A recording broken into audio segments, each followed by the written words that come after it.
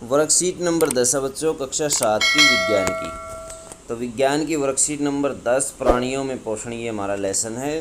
दूध के दांत, स्थायी दांत, मिठाइयाँ और दंताक्षय, इनके बारे में आज पढ़ेंगे। दूध के दांत और स्थायी दांतों के बारे में आज स्टडी करने वाले बच्चों। एक दिन घर में भोजन करते समय राजू, जो 7 साल का बच्चा है, उसने पाया कि उसका एक दांत ढीला हो गया है। वह स्थायी रूप से अपने दांत खोने के डर से रोने लगा। उसकी माँ ने मुस्कुराते हुए उसे दूध के दांत और स्थायी दांत के बारे में बताया। दूध के दांत, चलिए पता करते हैं क्या होते हैं।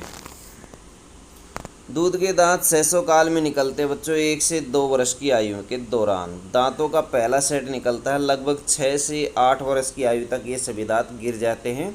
इन्हें दूध के दांत कहा जाता है। अरे हाँ, हम सब अपना दूध का दांत खो चुके हैं, फिर मेरा अभी के दांतों का सेट क्या कहलाएगा? स्थायी दांत कहलाएगा।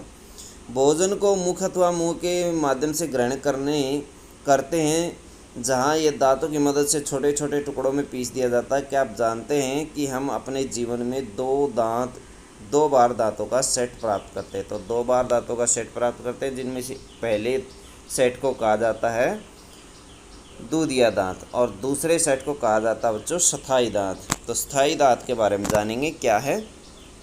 दूध के दांतों के स्थान पर दांतों का दूसरा सेट निकलता है, जिसे स्थायी दांत कहते हैं। स्थायी दांत पूरे जीवन भर बने रहते हैं, परंतु बुढ़ापे के दौरान ये गिर जाते हैं। स्थायी दांत 4 प्रकार के होते हैं: कृत्रिम, रदनक, अगर, चर्वणक और चर्वणक। तो बच्चों, कृत्रिम होते हैं आगे वाले दांत होते हैं। रदनक, कृत्रिम के जो आगे वाले दांत होते हैं 2, उनके साइडों में 2 रदनक दांत होते हैं। और ये पैने दांत होते हैं अथवा तीखे दांत होते हैं, जो नुकीले, जैसे कुत्ते वाले दांत, कुत्ते के दांत होते हैं नुकीले। कुत्ते के अंदर सारे रदनक दांत पाए जाते हैं, ये फाड़ने का कार्य करते हैं। अगर चौरणक जो होती है बच्चों, आधी जाड़ होती है, आधा दांत, यानी बीच वाली अवस्था। और चौरणक जाड़ वाली अवस्था सबसे पीछे वाली, तीन जो होती हैं एक साइड में और 3 दूसरी साइड में, यानी 6 जाड़ होती है नीचे, 6 चौरणक नीचे होते हैं, 6 ऊपर होते हैं ये। लेकिन आप अपने दांत खो सकते हैं यदि आप उन्हें ठीक से देखभाल नहीं करते तो। जी हाँ, दंताक्षय क्या होता है इसके बारे में देखेंगे, कैसे आप दांत खो सकते हैं। यदि हमें भोजन करने मीठा जैसे चॉकलेट, मिठाइयाँ इत्यादि खाने के बाद मुंह और दांतों को साफ नहीं करते हैं तो मुख में जीवाणु पनपने लगते हैं। ये जीवाणु दांतों में फंसे हुए भोजन की शर्करा का विघटन कर अम्ल बनाते हैं। यह अम्ल धीरे धीरे दांतों को नुकसान पहुंचाता है। इसे दंताक्षय कहा जाता है। तो दंताक्षय किसे कहा जाता है बच्चों? छोटे दांतों में छोटे छोटे भोजन के कण फंस जाते हैं, जो भोजन की शर्करा का विघटन कर अम्ल बना देते हैं। तो बच्चों, जीवाणु होते हैं दांतों के अंदर, वो भोजन की शर्करा होती है बच्चों, मीठा पदार्थ, उसको अम्ल में बदल देते हैं, जिससे दंताक्षय अथवा दांत में कीड़ा लगना भी कहते हैं।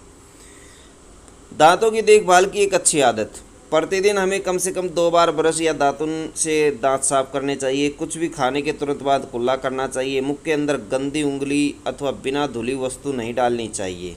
तो ये कुछ अच्छी एक्टिविटी हैं बच्चों, इनको अपने जीवन में अपनाना चाहिए।